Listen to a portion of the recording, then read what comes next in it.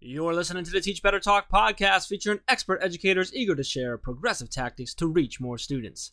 Teach Better Talk is created by teachers and fueled by passion. Let's get started.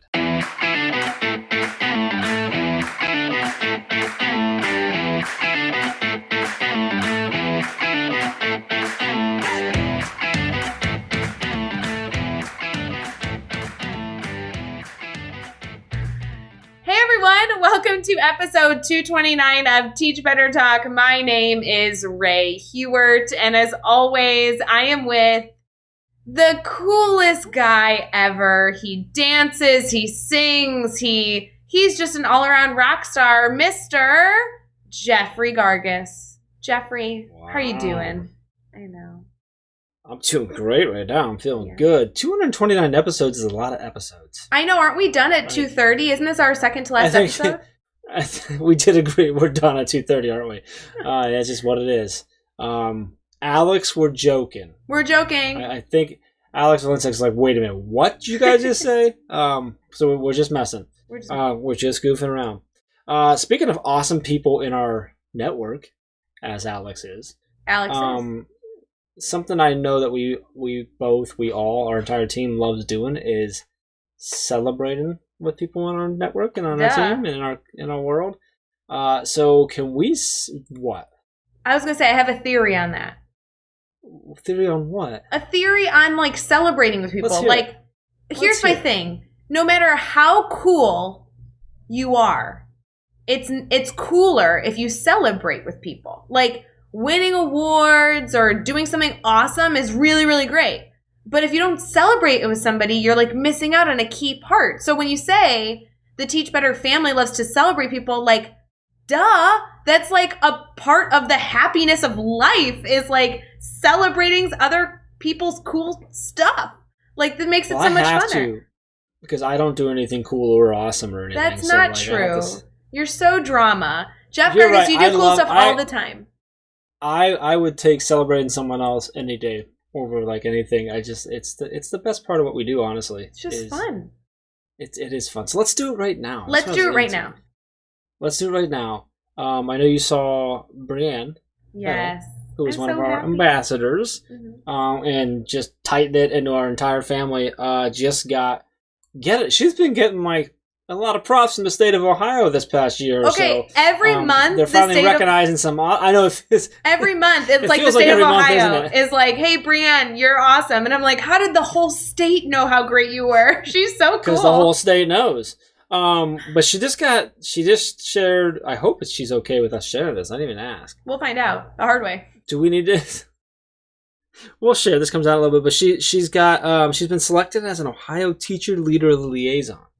Which it was a lot that goes into that, a lot of stuff she's going to get to do and what more value she's going to bring to people. But the reality that I want to focus on is the fact that just Ohio, again, recognizing what she's doing as a teacher leader, as someone who steps up all the time in her district and steps up to not only help people in her district, but other people everywhere through sharing resources, through her books, through her just willingness to always be around to help. So just a huge shout out to you, Bree. We love you.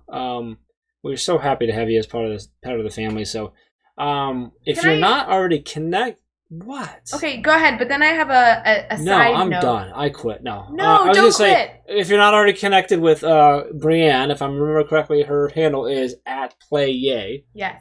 And then I think on Instagram it's PlayYayAuthor, if I remember correctly. So go follow Brienne and get connected there. Okay, Now you may interrupt. What's up? Okay, so I know we weren't going to, like, go this route because we were going to say, hey, let's celebrate and, like, talk about celebrating people. But I do just have a little caveat that I want to challenge our listeners with, if it's okay with you. A lot of times that states, organizations, nonprofits, TV shows, when they choose to celebrate an educator, it's because someone nominated them.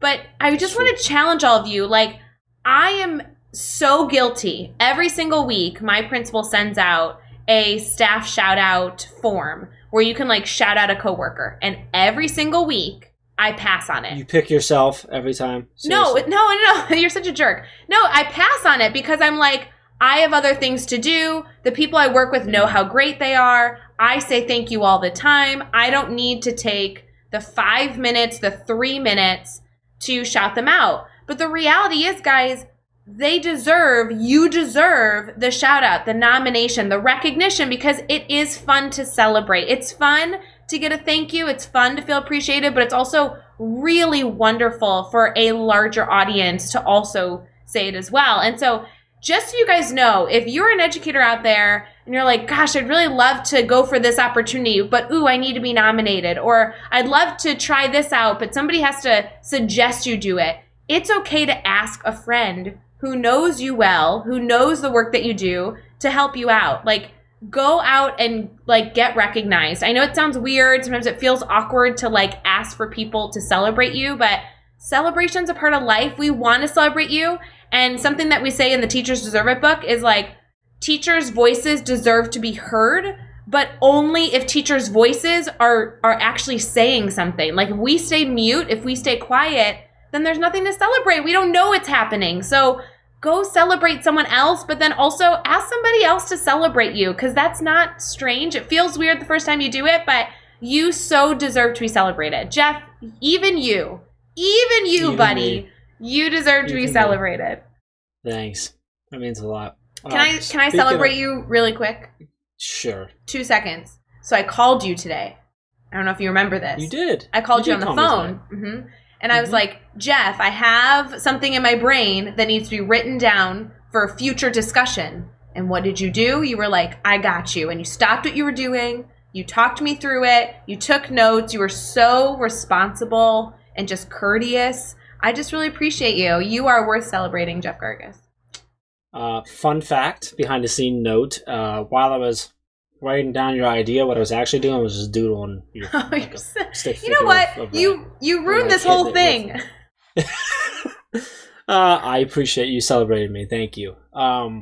With that, I'm going to transition us with let's celebrate our guest today. How cool is that? So our guest, Krenice Roseman, I talk about this right when we start with her, but I saw the work that she and her now husband, Derek, were doing with their nonprofit, which is called Young, Black, and Lit, which is a 501c3 nonprofit organization. They're committed to increasing access to children's books that center, reflect, and affirm Black children. And they have, we talk about all the work they've done. I don't want to go too far into it because I like that we shared it there, but I reached out right away. I saw, it was actually on CNN, I saw a highlight of them. It was a really short highlight, but I said, oh, my, that is work that I want to celebrate, right? Yeah. And I want to share. And so I was so happy that we have brought her on. I love her backstory and connect.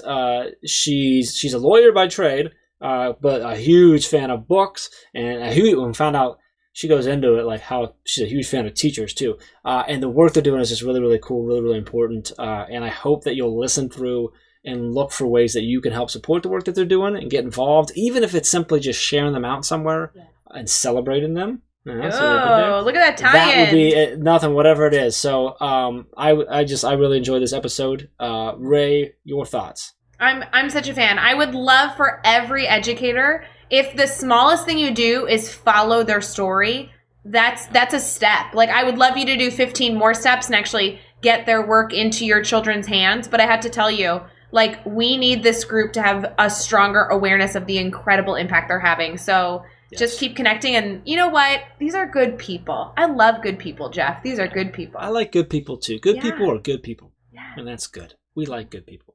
All right. With that, let's get into good people. Yeah. With episode 229 with Krenice Roseman.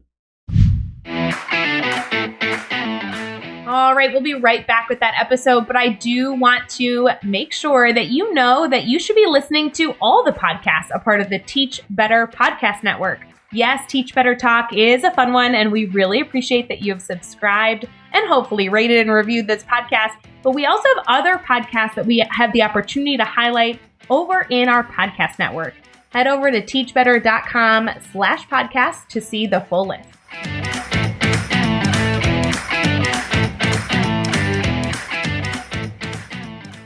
All right, we are here. We are chatting with Krenice Roseman. And Krenice, it's so awesome to have you on. To give a quick little backstory, and then we're going to get into stuff here, but I actually saw you featured on CNN, and I immediately reached out and said, you got to come on the podcast. The work you're doing is awesome.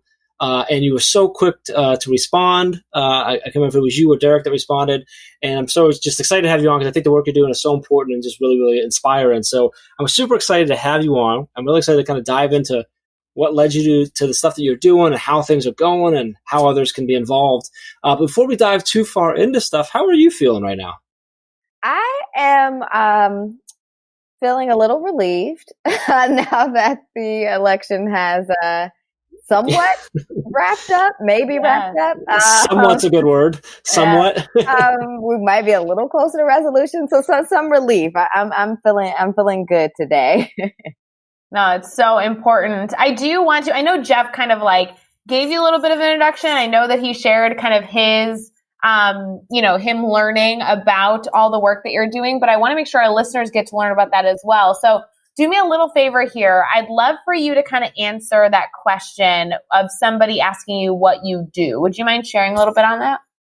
Yeah. So what I do in the context of Young Black and Lit is I manage this nonprofit, which is based in the Chicagoland area, where we give away children's books featuring Black characters to local youth at no cost to the youth or their families. We partner with organizations, teachers, schools to make sure that we're getting the books directly into the hands of students. And we're really trying to work with teachers to make sure that we have, because I am an attorney by trade, not a teacher, but I am a lover of books, which is part of the reason why I started the nonprofit. But we make sure we just have really good, high quality, culturally relevant children's books that we can get out to as many children as possible. And so can you walk us through sort of what brought this on? What made you say, hey, I'm going to start a nonprofit and we're going to collect these books and we're going to give them away? What was it that brought that on, that inspired you to start everything?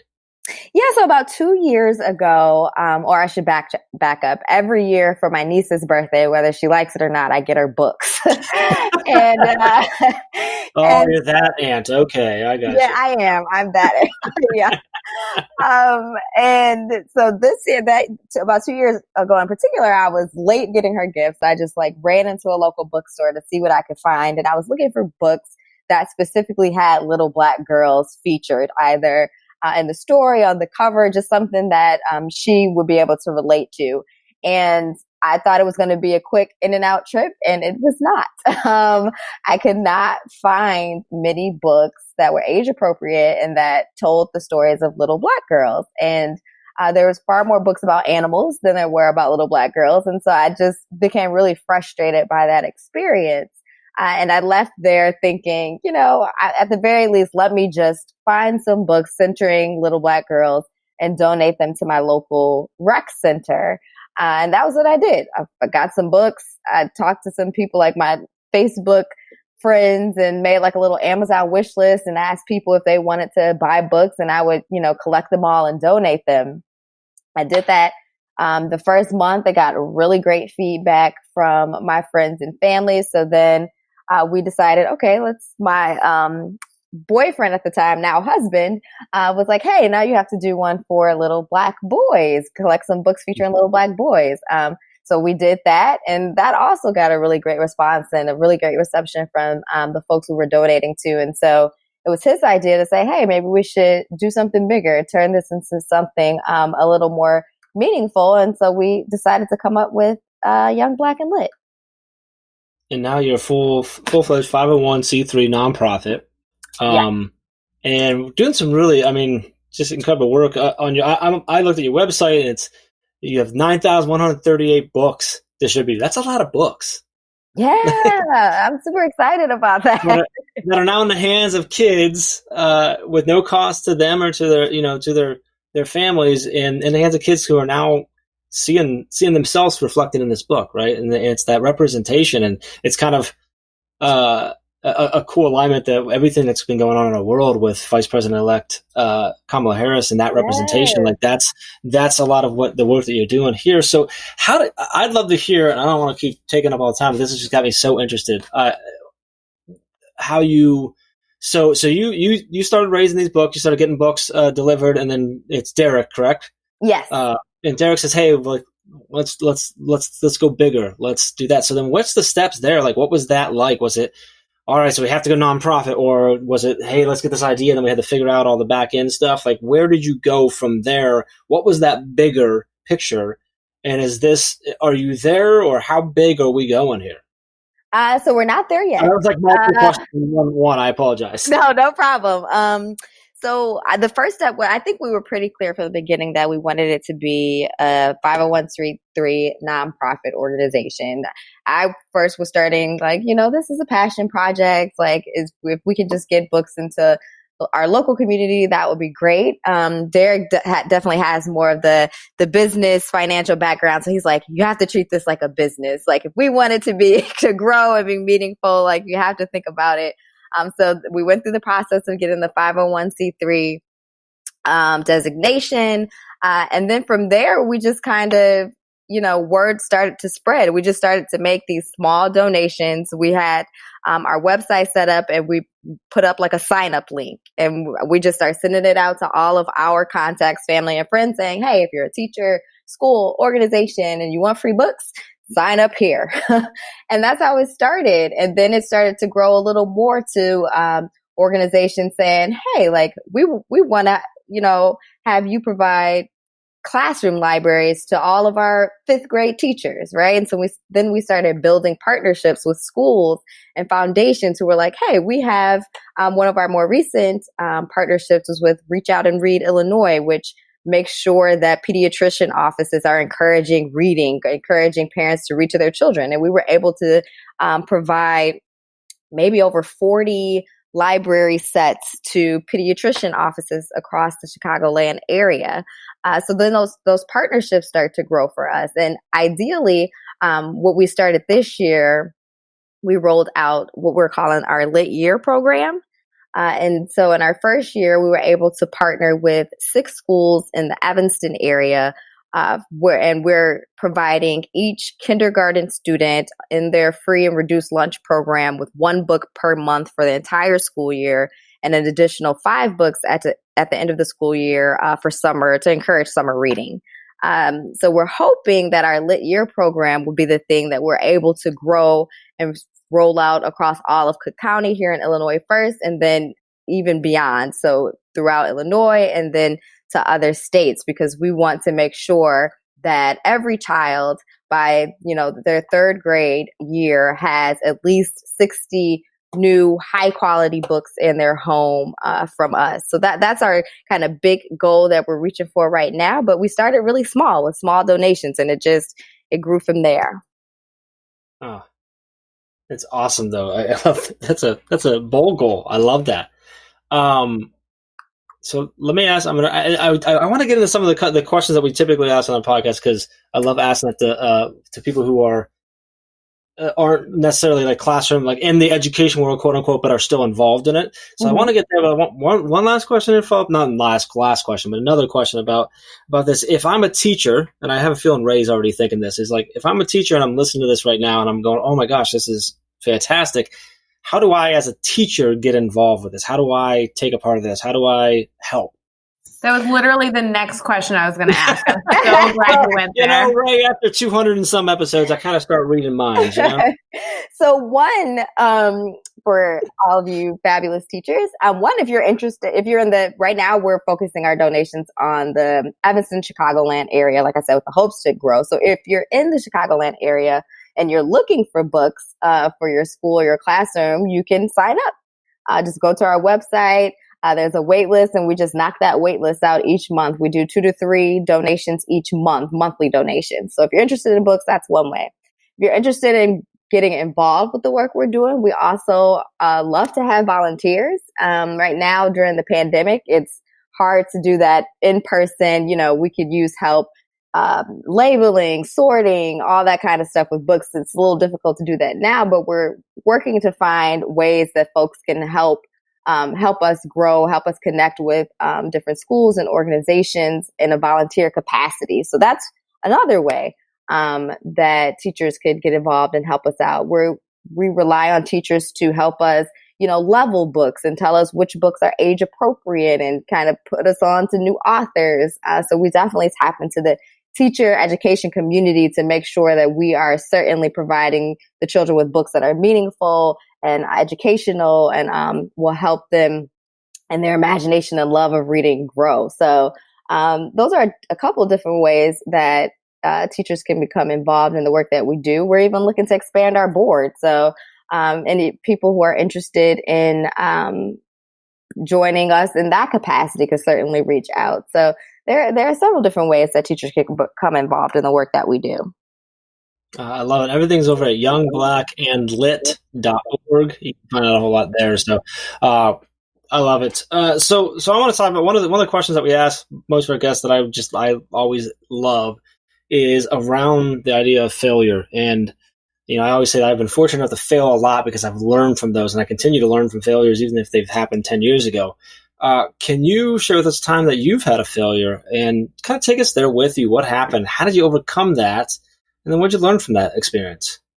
Yeah, so like I mentioned, I'm an attorney by day. And so having taken on a number of cases in my career, I have certainly had cases that did not come out in my favor. I win more than I lose, but I have lost. And and so in those instances, especially in those cases where I felt like I've made, a legally compelling and persuasive argument, I'm truly being, the advocate I think I am on behalf of my client and making the best arguments I think I can make. Sometimes it just does not come out in your favor. And I think from those cases, I have learned that no matter what, I always have to put my best effort put forth my best effort in everything that I do and be able to accept the defeat and learn from the defeat, right? And so I always try to take those as opportunities to learn what I could have done better, what mistakes I made, if any, and hone in on those skills to make sure that the next time around, I'm a little better at what I do. I'm a better advocate. I'm making better arguments. And I'm perfecting my craft in that way. So I always take them as opportunities to really kind of self-reflect, do a kind of an audit or a diagnostic after the case to see what went well and what didn't go well, and take it as an opportunity to learn better. I think every failure should be looked at as an opportunity to get better. Absolutely. I couldn't agree more. And we carry that same philosophy on the Teach Better team, which is why, oh my gosh, you're just such a perfect guest on this podcast, because I love this perseverance and kind of like focus of growth and helping others. Oh my gosh, I'm like eating this whole story up. And I won't lie, even as you're talking, I'm like searching on your website. You guys have so much stuff and it's just to help kids. Like, how could you not love the work you do? I'm so impressed. I'm so glad that you came on this podcast. Thank you. So I do have to say, I mean, obviously this is a weird year, right? 2020 has kind of thrown everybody into a little bit of a doozy. But if you had to identify something that's exciting right now about education, is there something that you can kind of like pull out that's really kind of fueling your fire and keeping you excited about what you're doing? I think for specific to the work that Young Black and Lit is doing, the pandemic at the beginning, everyone was trying to figure out, day to day, how to pivot, how to respond to the daily changes that seemed like were happening as we were learning more about the pandemic. And as schools were closing, as libraries were closing, what we realized was that there was a real opportunity for us to step in and get books into the homes of children, like our actual mission. And so what we found is we started partnering with schools to start shipping books directly to the children's homes. But prior to that, we would like drop books off at the schools and the teachers would be able to distribute them to the students. So while we miss that interaction, we miss being able to go into the schools, into the classrooms and talk to the students and see their reaction to the books. What we found is that we heard from parents who were like, when the school shut down and the library shut down, I didn't have, I was not prepared.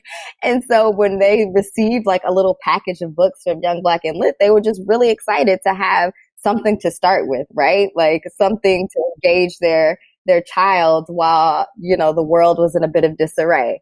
And so we got really motivated by that, and we started doing more partnerships. We partnered with a foundation in Evanston, Foundation 65 actually, and we gave them a bunch of codes so that they could give them out to students who had been experiencing homelessness or were having a particularly challenging times, and those children could go onto our website and purchase books with this code. So like they could shop for the books. It wasn't just us handing them the books.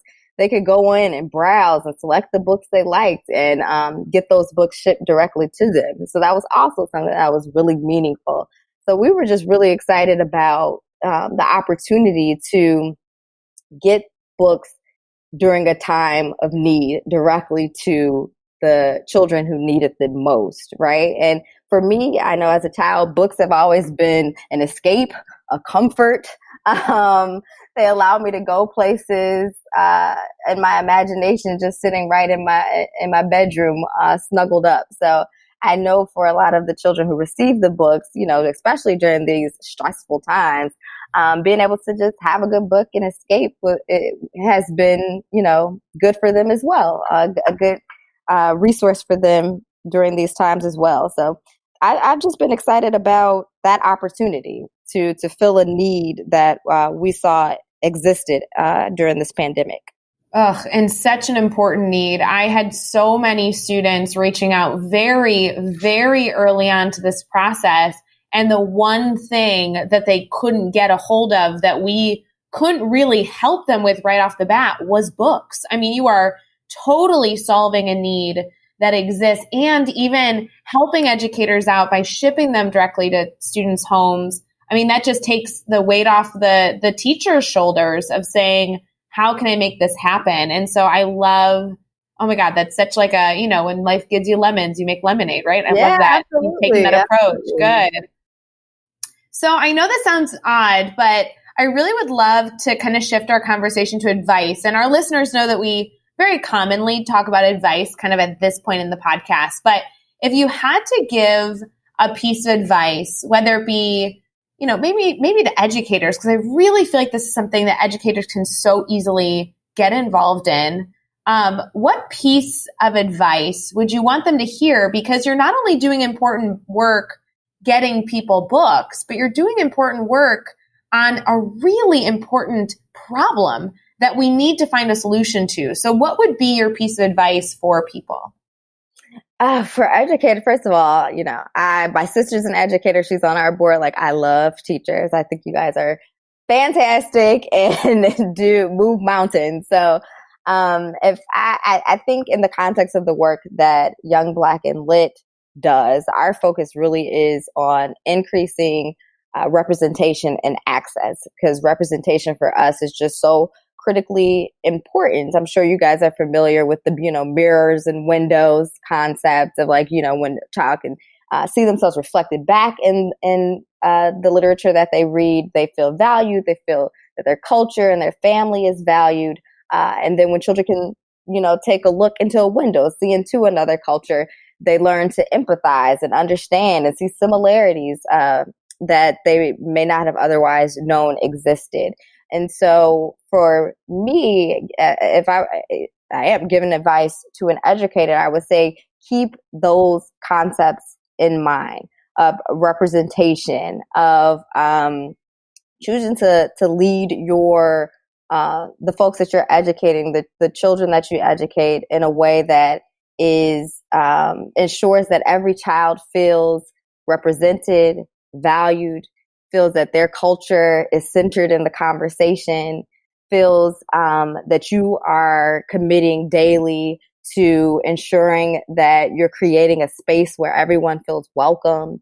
I think those types of things go a long way towards encouraging a space where children can learn, right? If you feel important and valued, then you feel like you might have more of a voice to participate in a conversation, no matter what that conversation is, no matter what you're learning about. If you feel empowered, if you feel important, I think that just leads to a more engaged student. And so I would hope that educators are always keeping that in their mind, keep making, a daily consistent choice to make sure that their classroom is reflective of every child they're teaching, is equitable, and creating a space where each and every student can thrive.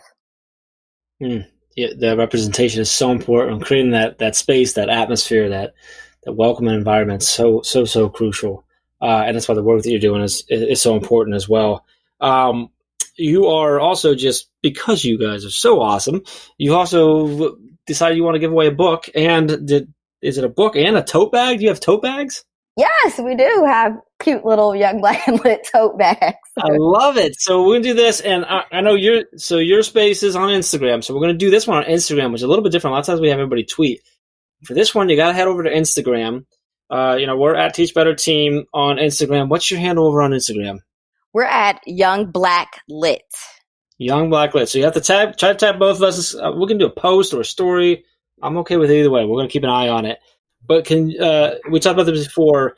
Here's what you need to do. Share with us your favorite children's book that represents or highlights and shows a reflection of a young Black child. And share that with us, because this is going to be really cool, because someone's going to win something, but also we're going to be sharing a bunch of really great resources, and that's always a lot more fun that way. So do that over on Instagram. We'll pick someone randomly, and Young Black and Lit is going to hook you up with a book and a tote bag. Ray, you can't win. I know you're about to ask. You know what?